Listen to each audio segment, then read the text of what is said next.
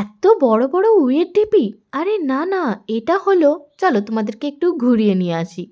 হ্যাঁ, একদিনের ছুটিতে বাড়ির আশেপাশে কোথাও যাওয়ার প্ল্যান করে থাকলে এই জায়গাটা এক্কেবারে বেস্ট। হ্যাঁ, পাহাড় সমুদ্র কিছুই নয়, আছে একটা দারুণ নদী আর তার সাথে খুব সুন্দর একটা জঙ্গল।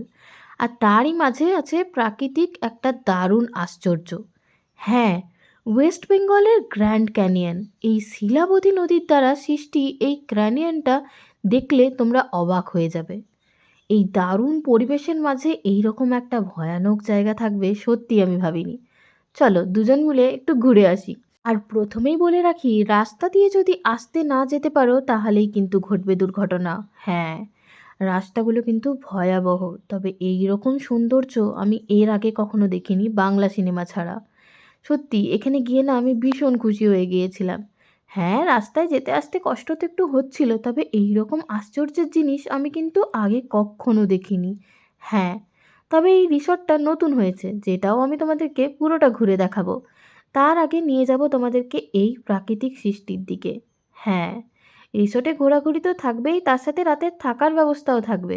কিন্তু এই রকম সৌন্দর্য কি তোমরা আগে কখনো দেখেছো? সত্যি করে বলো তো। আর এই জায়গাটা কোথায় সেটা কি তোমরা কেউ গেস করতে পারছো? হ্যাঁ, নদীর নিচে ছিল পুরো জায়গাটা। হ্যাঁ, আর নদী কেটে কেটে এই জায়গাগুলো সৃষ্টি হয়েছে।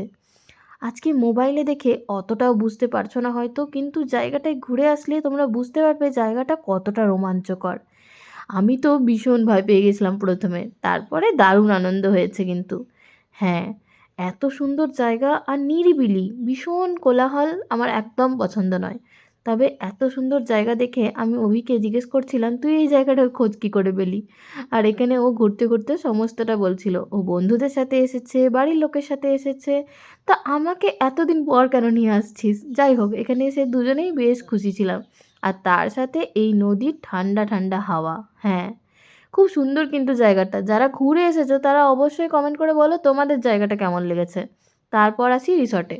হ্যাঁ, এখানে কিন্তু তোমাদের থাকার ব্যবস্থাও হয়ে যাবে। দারুণ সব কটেজ আছে আর যেখানে রেটসগুলো এক্কেবারে অ্যাফোর্ডেবল। আর তার সাথে থাকবে দারুণ বাগান, বিভিন্ন সমস্ত রকমের গাছ, আর এই গাছের ছায়ায় বসে থাকতে তো ভীষণ ভালো লাগছিল। কিন্তু তারই মাঝে অভি আমাকে বলল, চল টাওয়ারটায় যাই। আরে, এত সুন্দর জায়গা থাকতে আবার সিঁড়ি বেয়ে টাওয়ারে চাপতে হবে? চল না, দারুণ দৃশ্য দেখা যাবে। সেই শুনে তো আমিও লোভ সামলাতে পারলাম না, আর সত্যি এই জায়গা থেকে নদীটা দেখতে দুর্দান্ত লাগছিল। হ্যাঁ, তোমরাও দেখো কতগুলো সিঁড়ি বেয়ে উপরে গেছিলাম শুধুমাত্র ওই সিনারিটা দেখার জন্য।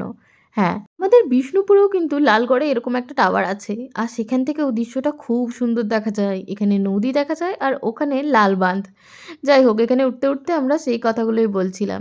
তবে এখানে যারা এসে এই জায়গাটাকে নোংরা করো, মানে উল্টোপাল্টা কথা দেওয়ালে লিখে রাখো, তাদের বলবো এই কাজগুলো করো না প্লিজ। এখানে অনেক ট্যুরিস্ট আসে, প্লিজ তাদের কথা ভেবে নিজেদের সম্মানটা বাঁচিয়ে রেখো। আর তারপরে ভীষণ খিদে পেয়ে গেছিলো, তাই এদেরই ভিতরে একটা রেস্টুরেন্ট আছে, সেখানেই চলে গিয়েছিলাম। আর গিয়ে জিজ্ঞেস করতেই বলে জলদি জলদি কী হবে না, ম্যাগি। আচ্ছা, ম্যাগিটাই প্রথমে খাওয়া যাক। প্রথমেই অর্ডার দিয়ে দিয়েছিলাম একটা এগ ম্যাগি। আর তারপরে ম্যাগি খেতে খেতে আমরা ভাবছিলাম এখান থেকে আর কী ট্রাই করব।